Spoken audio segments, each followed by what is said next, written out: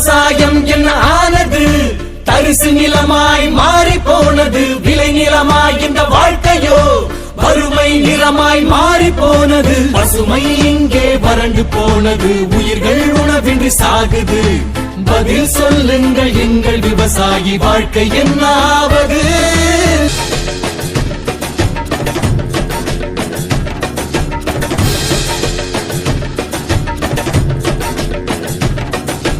விவசாய நிலத்துக்கு உரம் நம் நாட்டில் உள்ளது. நாம் ஏன் கையேந்த வேண்டும் அந்நிய நாட்டு உரத்திற்கு? முதல் கால்நடைகளின் சனம், கோமியம், பால், தயிர், நெய் இதை ஒன்றாக்கி மண்ணுக்கு உரமாக்கி இயற்கை முறையில் செழிப்பாக்கி விவசாயத்தை சிறப்பிப்போம்.